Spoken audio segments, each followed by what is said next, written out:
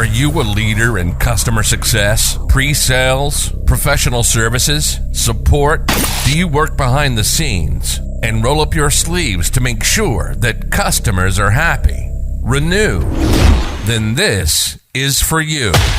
Welcome to the GSD Podcast. Welcome to the GSD Podcast.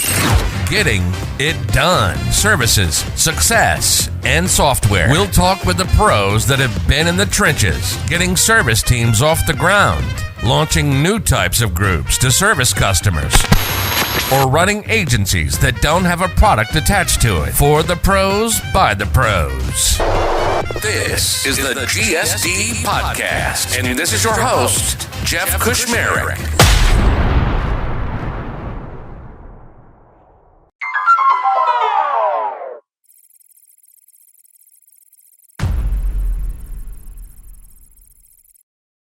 All right, this is Jeff Kushmerek from the Getting Services Done podcast.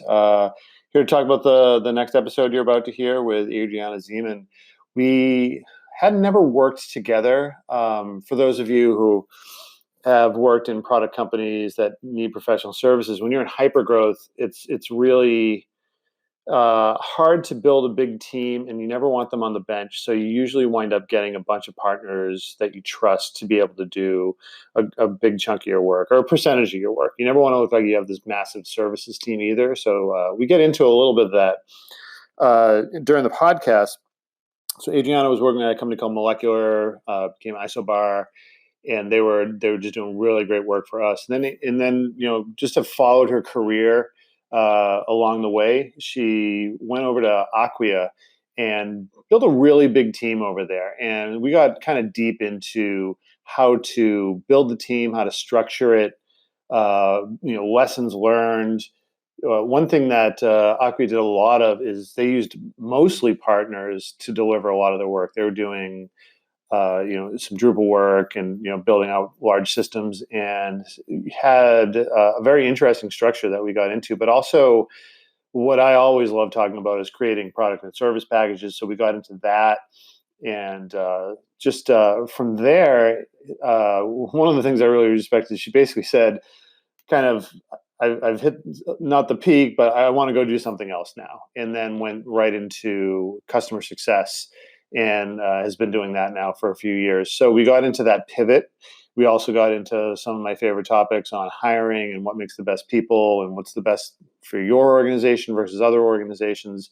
So just overall, just a really great chat. Lots to talk about metrics and best practices, and just sort of how to navigate through the world of a new job when there's not really an instruction manual, which we've touched on a bunch. So sit back and enjoy, and love to hear any feedback. And we'll talk next week.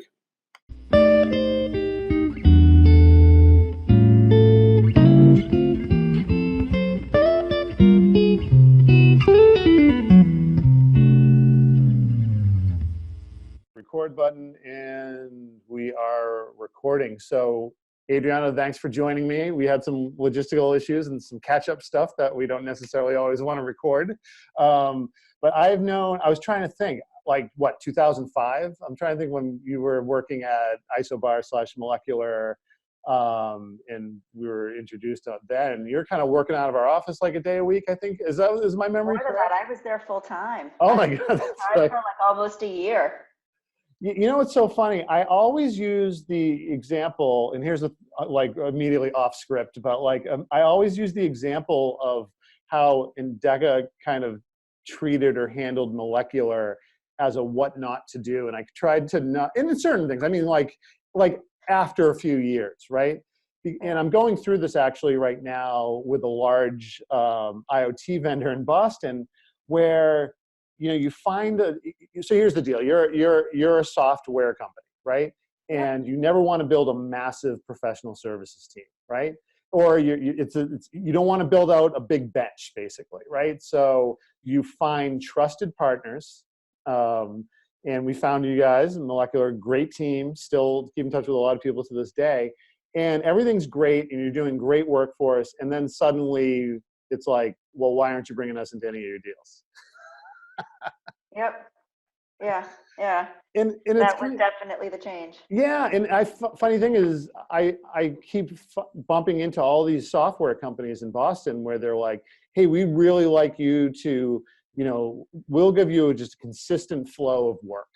However, semicolon, we'd also like you to," and I love your perspective on this, but like, we'd also love for you to, we also need you in order to give you that work. You're going to get a quota for selling our software. And I'm sort of like, and tell me where I'm wrong in this, because I get my headstrong ways. Like, is your problem sales, or is your problem delivery and success in getting customers launched successfully?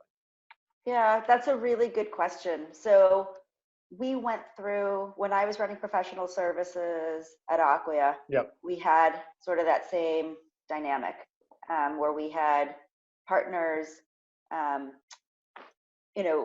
Acquia was a little bit different, open source, so the entire model was based on having really good partners that could deliver the work. Right. That said, there were sort of I ended up thinking about our partners in sort of two ways. One was, there were partners that just weren't going to have the capacity to bring us, or the ability to really bring us a ton of new business, because that really wasn't where their strengths lied.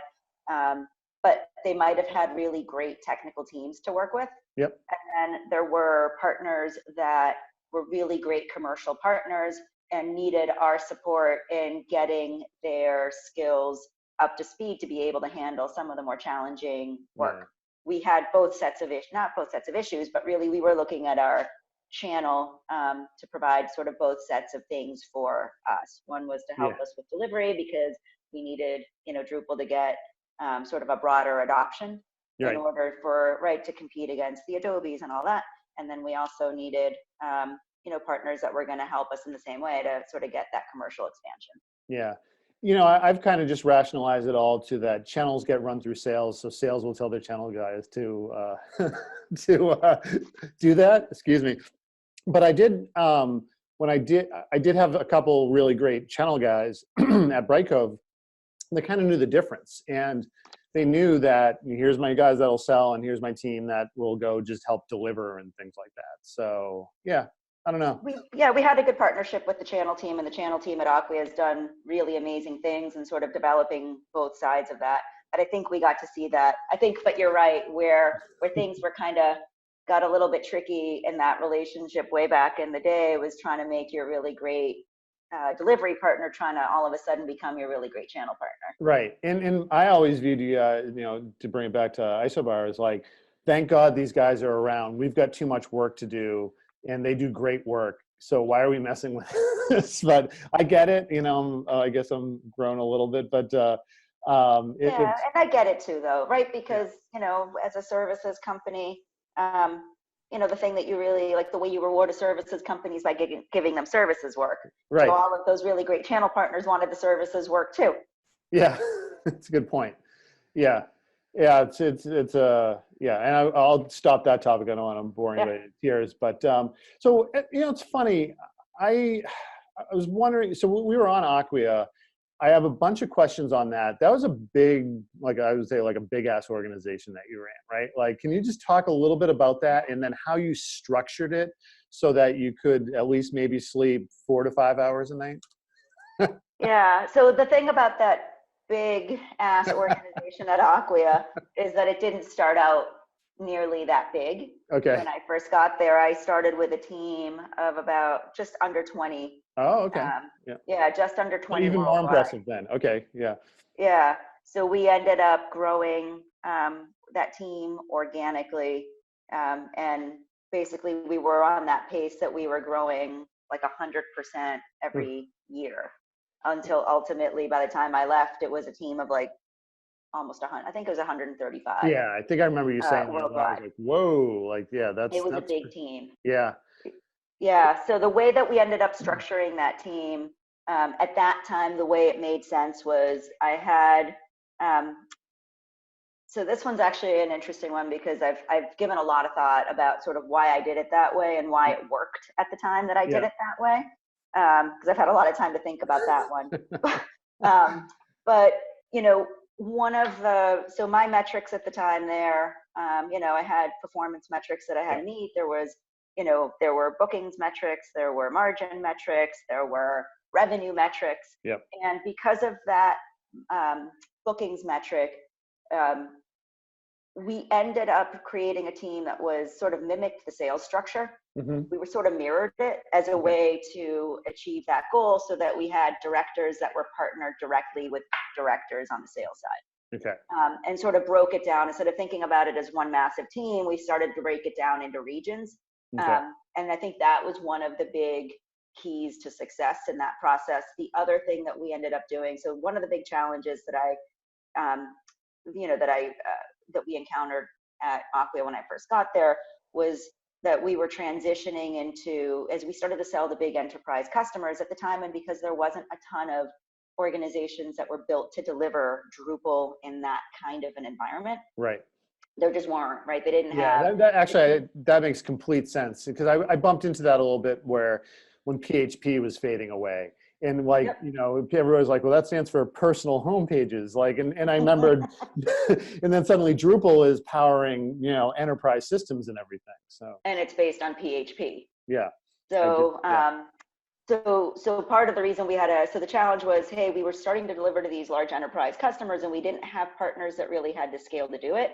So we needed to find a way to build some of that scale and build that expertise, but also because of the model that we worked with partners there, we had all of this, we held the contract. So ultimately Acquia was responsible for the delivery.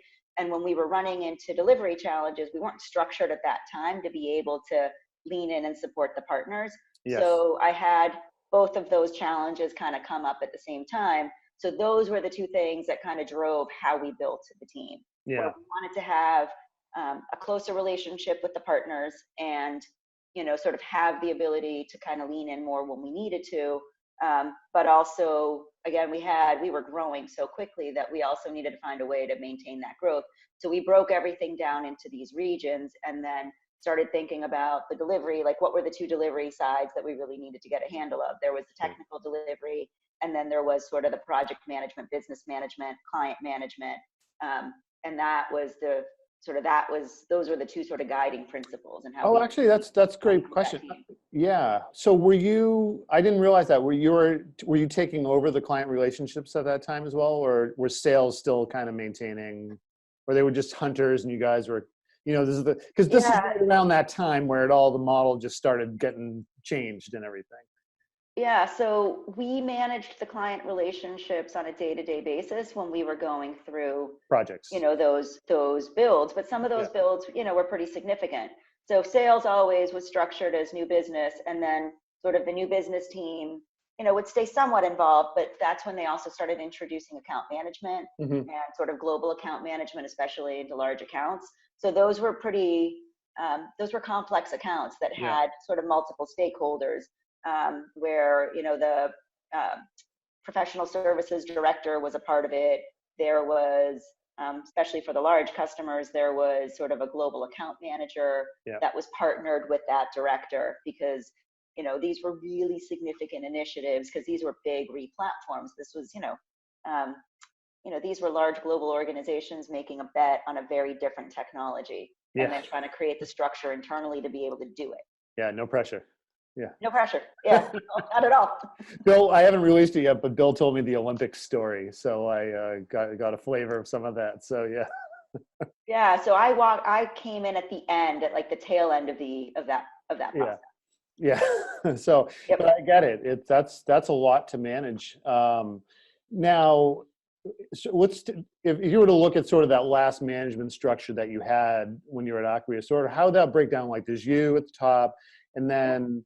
I'm just curious, because some people get into like how many direct reports and how hierarchical, because I always get those types of questions. And and as I said, we figure out a lot of stuff along the way and then think about it later. So there was, so from a structure standpoint, there were sort of two pieces to it, right? There was the business aspect that we had the business that we were trying to mimic sales. So I had regional practice directors. Okay, yeah, totally. That makes sense. Right, so I had regional practice directors for each of our major regions. Yep.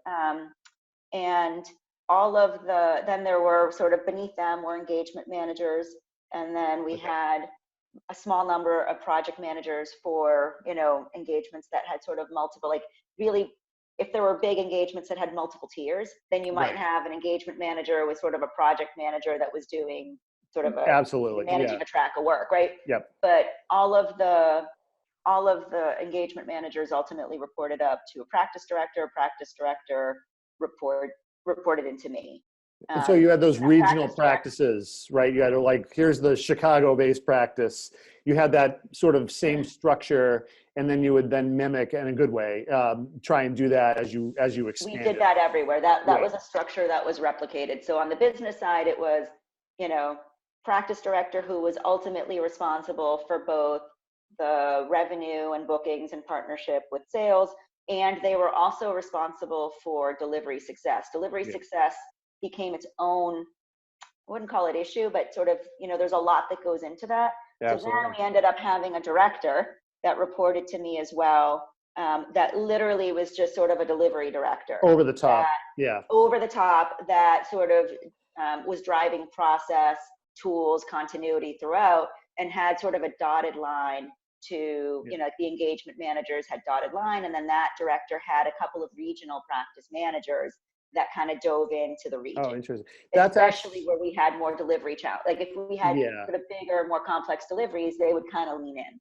That actually makes total sense. And I know some of the, not the Accentures, but the level below that, like a Slalom or whatever, that's sort of how they're managing that out as well, where they sort of have the regions and they sort of have these cross-market specialties for those types. It works, and we had, that's very similar to how we rolled it out as Indeco. Sort of, they would say, here's our new sales place, and then we would start building up our professional services teams as well too. And then for on the technical side, we had a similar structure where actually I had two technical directors because we delivered two very different kinds of work. Okay. So, if that structure kind of came about in part because of the team I had. Mm-hmm.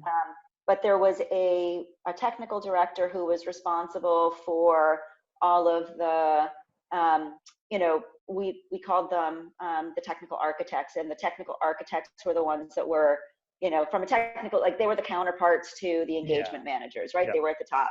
The technical team had more layers to it. We definitely had developers that we had on the team. So there were, a couple of layers of developers. So you had, you could have a senior developer, and then you'd have sort of an entry level. And ultimately we ended up also breaking out, because initially when I got there, we didn't even have front end as a specialty. Drupal was very much focused on the back end. Yeah. But then obviously we ended up getting a little bit more advanced in our evolution, and performance issues can happen a lot with front end code. Yeah. So, and then our customers wanted to do things that were more, visually appealing, and that were sort of more complex, had more front end complexity. Right. So we ended up adding sort of that front end piece to smart. It. Yeah. And then there was also a technical director we called it, what was his title? I can't even remember. But we ended up having a consulting practice as well. Okay. So because professional services did these sort of small short-term engagements, they were doing, so that was a totally different kind of practice and a skill set, but it was technical. And there were sort of workshops and different kinds of consulting engagements or consulting, these were packaged. So consulting was sort of like, as you said, supported product. Yeah. Workshops, right? Parts of it might be consulting. Some of it was workshops. We would be doing things like security audits, performance audits, architecture audits, architecture workshops to kind of define discrete pieces of work. And then as Acquia introduced its, the more marketing oriented products that supported that, we had to have a whole different kind of consultant join that team in order to deliver, marketing workshops essentially to support Acquia Lift and all of those products. Wow. And the reason why I laughed is because I'm just like, I would not know what to look for in hiring that person. Like, here's a marketing person that's going to work, that marketing focused person that's going to work in professional services and consulting. It was, that was actually, you're not far off. It was one of the hardest roles to hire, not entirely because of that. It was more because at the time that we were hiring, it needed to be somebody who was both senior enough to carry a room and to develop that practice, because I wasn't going to be able to tell them, hey, I wasn't going to be able to define the workshop for them. Yeah. So they need to roll their sleeves up, self-motivate. They needed to be. Yeah.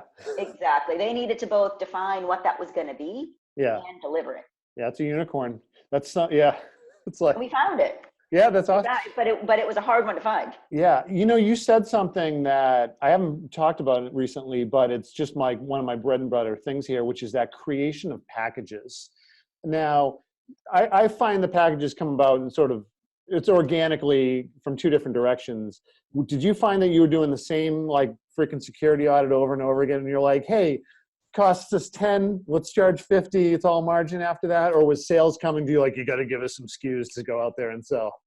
So I'll give Niall all the credit in the world. When I got there, there were a number of packages that already existed. And frankly, the development work was the part that I was hired to kind of bring on.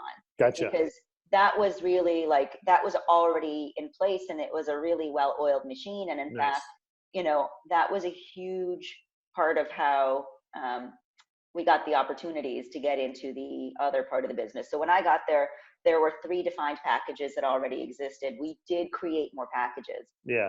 So we created sort of a front end audit that never existed. Yeah.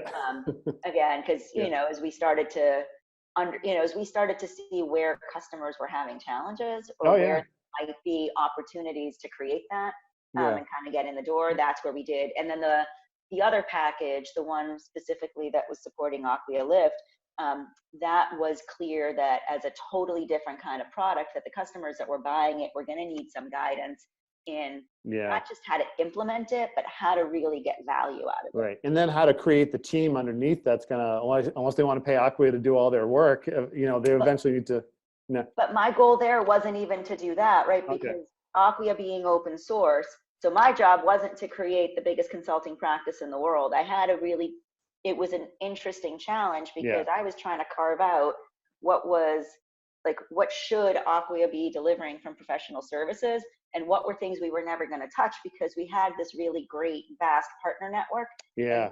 That was a core value. Yeah. Yeah. So I was never going to hire designers, for example, because we were never going to get into that work.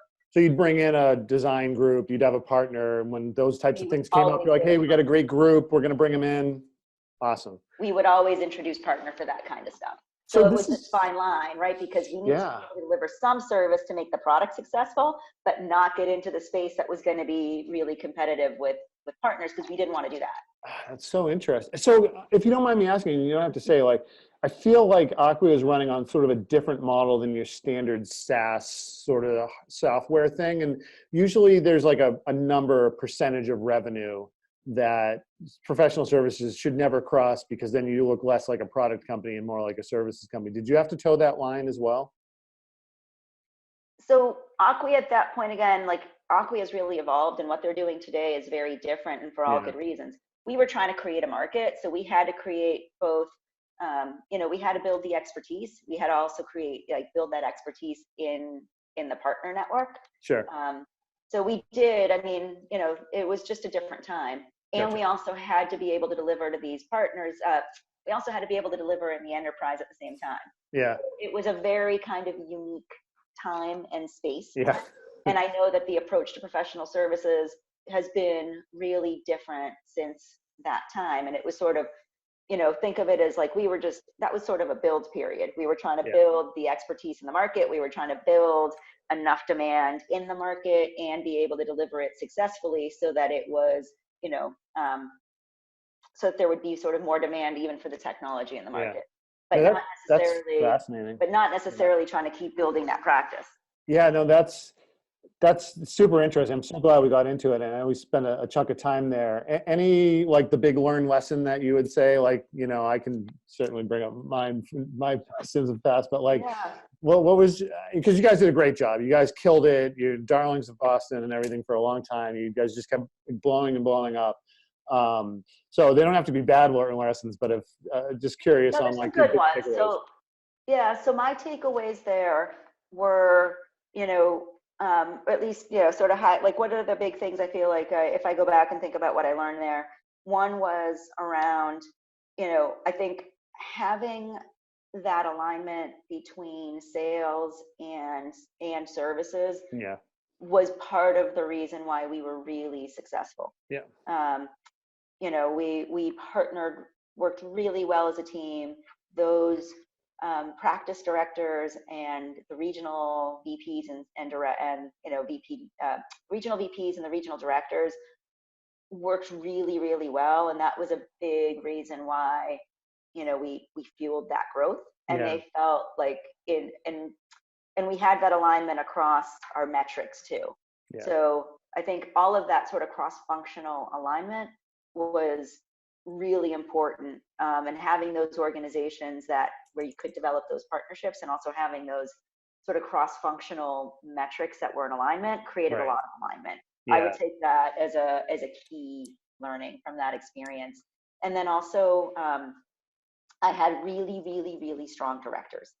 That's the most important thing as far as because when you get brought in to do a capability that you don't have, you know, any, you know, or not that much expertise over, or you just started getting to a point where you're being diluted throughout the week.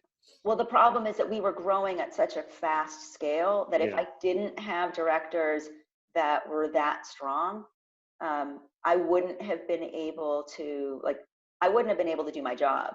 Right. And I would say that was the biggest, I think that was not the hardest lesson to learn, because again, I started out with a group that was strong. I hired even stronger ones to join the team, but it was, you know, getting used to the scale of growth or the pace of growth that we were going through. Sort of letting go was the hard part to learn, right? And the only way I could do that was, I mean, I could look around at all of my directors and pretty much think that almost any one of them at some point could do my job. That's because the most. I didn't think their job was any easier than mine, to be honest with you. No, that's they say that's how you're supposed to hire, right? Like you have to get rid of the whole like, oh my God, they're going to get rid of me and put this person into place. But you can't grow unless you have that. I remember for me, it's like, wait, you don't need me in the staffing meeting anymore? And then I'm like, okay, actually that's a good thing.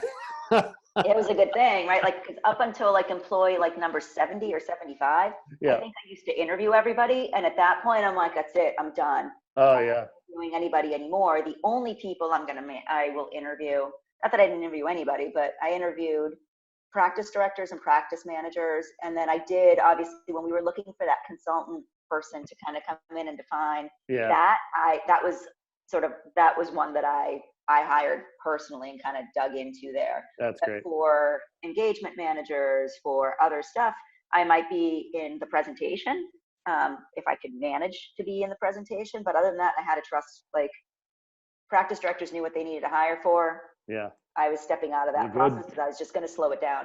That's awesome. So we'll put the button on Acquia, and I can tell you really enjoyed it because you have a huge smile on your face talking about it. I know it was hard work. We chatted a lot during it, but that's great to hear. So let's talk about that transition, which we've seen a lot of our peers doing, which is in moving into the success role, where, and as always, we were always doing success before there was a success role and things like that. But you made that, you made that turn, or that natural evolution. Just sort of, walk me through first of all, just like the thinking on that, right? Because I don't know if I can necessarily do that move, and letting go of the expertise of the services aspect. And now you're sort of in that world, and I'd love to hear sort of your thoughts on it. Yeah, so it's a really good question. So I feel like at sort of different points in my career, I've kind of thought about, okay, well, what's the next thing I want to either experience or learn if I'm going to have a pivot? So at one point when I went from, Isobar to Kramer, the big sort of driver there, outside of sort of personal things kind of changing in my life where I wanted to be around more. My goal in making that change was, hey, I really want to dig into marketing. So I want to, dig into the marketing strategy and really execute at that level. Oh, cool. Because I already know that I know how to be a project manager. I already know that I know how to manage client relationships, and I'd started to move into this account management, but now I really wanted to get into marketing strategy. So when I was leaving Acquia, I was like, okay, I feel like I've sort of accomplished this I birthed a giant services organization, right? So, and I already knew that like the challenge there was, we talked about that, but okay, so I know how to manage customers and clients through sort of these point in time relationships. Right. And it's really about, sort of ongoing delivery. Sure. And it's really about sort of a delivery life cycle. Right. So my goal, and when I left Acquia was, well, I don't want to do that anymore, but I want to really think about sort of the whole sort of customer life cycle, the whole customer relationship, and I want to get the opportunity to do that. Yeah. I should also note for anybody listening that I'm so sorry. There's a slight delay there. For anybody listening, there was no playbook on any of how to do this at all. So how did you, obviously you got a role, you took it on, head full on. How did you manage through it without there really being any sort of, this is how you do this type of a role, right? There was account management, but then success started getting created, and really the only thing I think Salesforce was doing it at the time. So. Yeah, I mean, so talking to a lot of people and also kind of seeing like, what does success mean, right? So like, if the services, and I think, frankly, it was my time at Acquia and really working with Chris Comparato. Oh yeah. Because, services was a part of sort of the whole customer life cycle. So we had teams that were involved with customers at every phase, right? So there was the onboarding team, the Acquia Ready team that Renee was running, and they were sort of at the very front of that customer life cycle. There was learning services that was kind of there as well. Then there was, my professional services team that sort of was in there for a longer one. And then there was the TAM organization, that kind of, right? So I'd had exposure to it that way. These were my peers. We talked about it a lot. We interacted together. There was all of this overlap. Sure. So I'd had all of those experiences and thinking about or looking at like, what does that customer life cycle look like? What are the sort of key drivers at each point? And the key is in the organization you're in and in the product that you're working with, understanding like, what are the pivot points for that customer life cycle? Because there's some similarities, but you're right, there's no handbook that somebody gets and says, here is the life cycle, right? Like there's phases, but the key, like how long those phases are is going to be different for every product. What sort of defines how you move from one to the other is going to be different for every product. Right, because everybody says, I'm so glad you used the term phases. I was trying to put some words around it because everybody's like, well, it's NPS, of course. And sorry, I just said, there we go. There's some Hawaiian music playing. So sorry, a little issue with my Mac. But anyways, but there's so much to do before you get to NPS, right? And especially for product companies, and you can't wait until it's a year later and how was your rollout or anything like that, right? Yeah. I mean, and NPS, right? Like we could have a whole discussion just about NPS, right? Sure. Although we use it. You have to, because investors will ask about it. Well, yeah, you have to. And I do think there's value in it. So yeah, I don't want to dig too much into that. But yeah, you could do an entire, trust me, we've done like round tables just talking about. Maybe we should do that. We'll get you and Renee and some other people, and we'll do a round table on NPS and why it can be bullshit at times, but yeah. So sorry, my headphones. You sound great. So the good news is I should not be talking, so I'll let you just keep talking. So.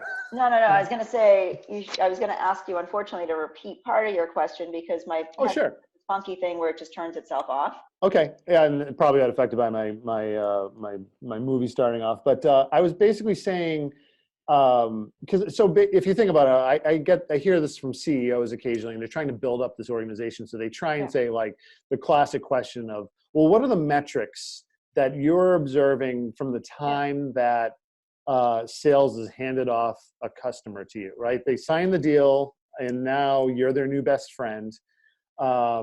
And also we can talk about how you structure that too, because you're at a product company. There's some companies need lots of implementation. Then it might get rolled out to account management. And as I said, how Renee does it versus how Niall does it, all different. And Troy, like, and I'm curious where you sort of have found some success there and success. Yeah. So I would say that probably one of the bigger challenges for someone like you or me coming into this role, having like a professional services background, is that in some ways you kind of have to fight your gut. Yeah. Because like the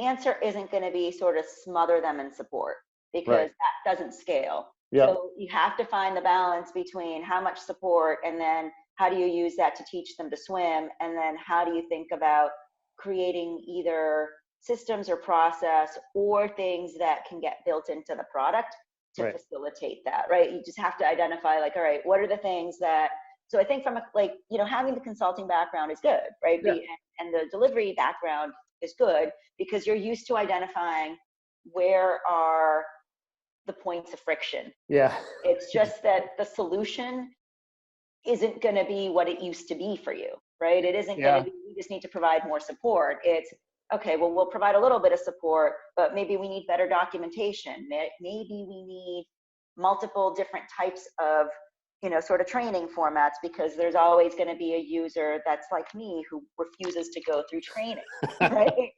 And what? I'm also getting a strong parental metaphor where it's like, I don't care if they beat each other up, they're going to figure it out. It isn't quite like that, but it's like, okay, like, let's give them really good guardrails. Yeah, exactly. Oh, I love that. Leaning in, right? Like, let's just give them really good guardrails, and let's put all of these sort of breadcrumbs of support. Yeah. Right? It is almost like having kids, right? Yeah. In some ways, you're like, all right, where do I leave all the clues that they're going to be able to find and use on their own? Yeah.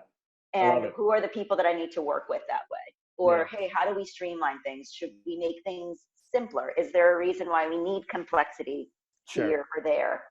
When do we introduce the complexity? Yeah, exactly. Right? Because in some cases you do want the complexity, but you have to think about when you introduce it. Does it make sense to introduce it up front? Yeah. Probably not. Yeah. Like, let's introduce. I think after the first invoice goes out, it's a good time to introduce the complexity. No, I'm just kidding. So it's terrible. Well, no, like usually, so it's well, yeah, and in SaaS, that first invoice might be the last for the year, right? Exactly. So you want to, but there are things like that, because you're like, okay, well, do we introduce it? You want them to be really comfortable in the product, but you don't want it to be too late in that process, because at that point, if it's too late in the process, frankly, you start introducing complexity at a time where they start thinking about renewal. And is that really the time you want to introduce the complexity and introduce friction at that end? Well, maybe not. And you also want to introduce it maybe earlier so that they can get more advanced use of the product to really kind of dig in. That's a great point. Those are the kinds of things you start sort of mapping out. Well, what does it look like when somebody onboards? How do you know they're onboarded? What does that mean? Yeah. And I specifically was looking, because in between, my first stop after Acquia was another product company, but the product was far more customized because of the industry that we were servicing. It required more. Yep. So I made the concerted decision. I was like, I want to go to a product that has less implementation in it, where the where that ramp up piece is going to be different. And then you can really think about how you manage that life cycle. Yeah, no, that's, 30 days, here you go, we're not going in and implementing I totally understand that. Actually, when you started bringing up the complexity pieces and when to introduce it and when not to, it really struck in my head, how do you hire for those roles, right? Because, just again, my opinion, the classic account management piece doesn't really like dealing with that super complexity, right? And so it's a little project managing and a little, so tell me, I mean, this is more back into the gut thing, but I was telling Renee, somebody I walk by a conference room and I see an interview, I'm like, no, they're not going to make it, get them out, walk them out right now. But like you just kind of get these tells about people when you're talking to them. That's been the hardest, you're right, because these are such hybrid roles and there isn't a playbook for it. And frankly, somebody can have 10 candidates that have had the same exact title, but the job responsibilities might have been really different, because in some organizations, customer success is still just another name for account management. Yep. So they have really awesome commercial skills, but they don't necessarily get into the depth of how to really drive that adoption, or even into the strategy, or sort of the analytics, or any of that. Yeah.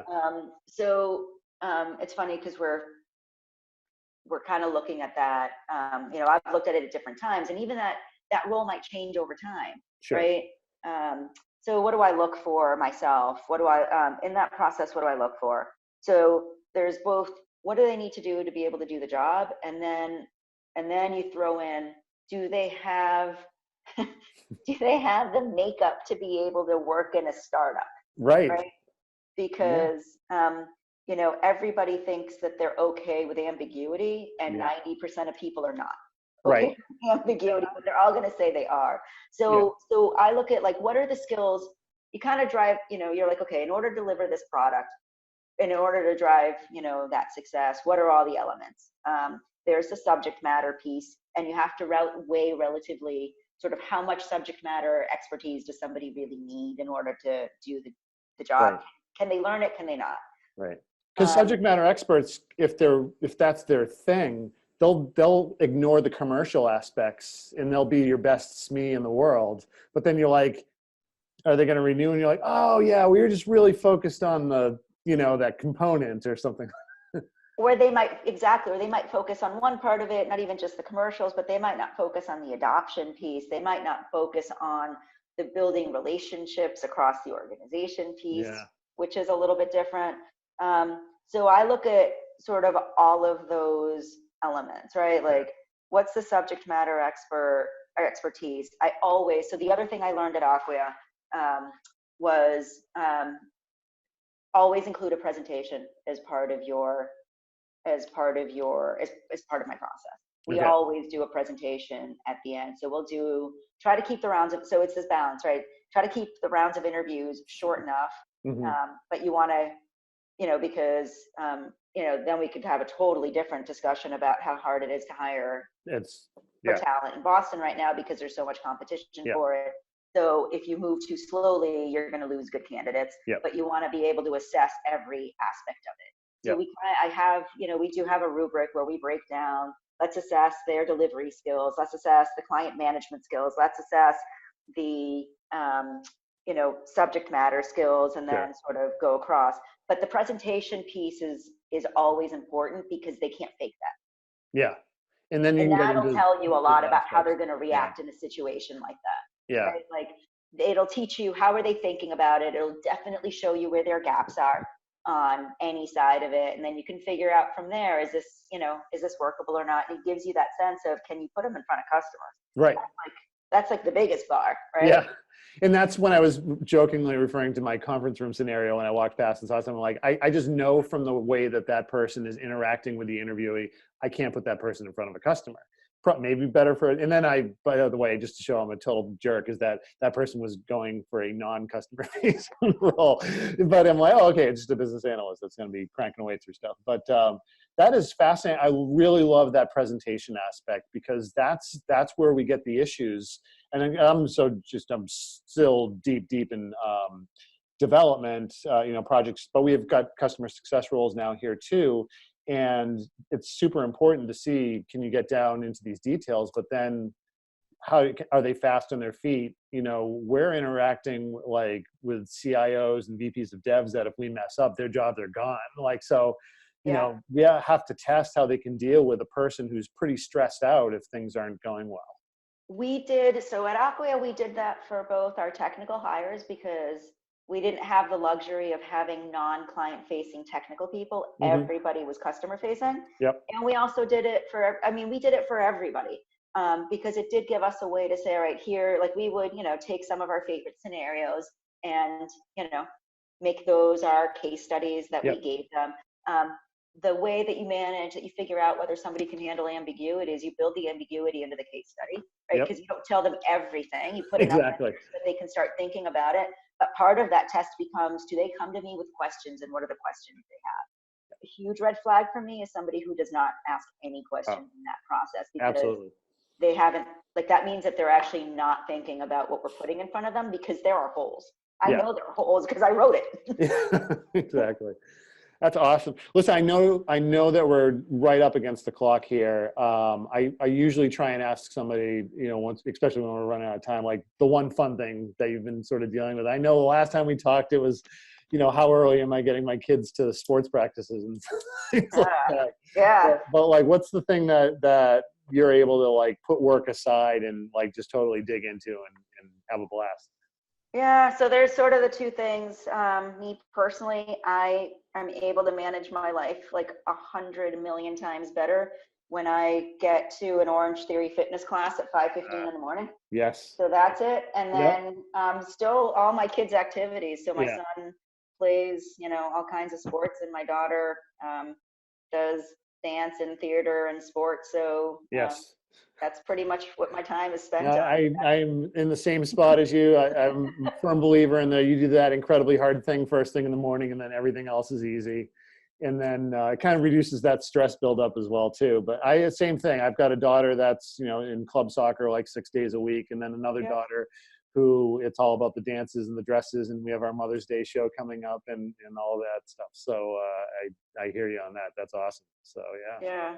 But when you asked me about making the transition, it's honestly about talking to every single person I know. A lot of the people that you and I know together, sort of getting their feedback and thoughts on like how to think about these different things, and especially other mentors I've had that have either made similar transitions, because there are no playbooks. Nobody knows how to do this. Like, there isn't somebody that's if somebody's telling you they definitively know how to do this, I'd be a little bit wary about it. Oh yeah, there's just so many. As you said, you're at a product company, but there's a lot of implementation. But by the way, that's like all the people we talked about before this meeting started. Like, they're dealing with that right now. It's less success and more services, and that's one type of situation. You have to hire for different people, and then suddenly the organization moves to being more stable in product. And it's you're right. There's no right answer, and that's why I love talking with all of you, because it's different, and there's different success criteria for where the organization is at that point in time as well. So thanks a ton. I appreciate you getting on there. We'll obviously talk again, and I really like the idea of having some roundtables with some of our friends. So we'll see if we can make that happen one of these days. Yeah. Awesome. Thanks for asking me. This was a lot of fun. Oh, it's a blast. I'll have a great rest of the week, and we'll get this up soon. Sounds good. Okay. Bye.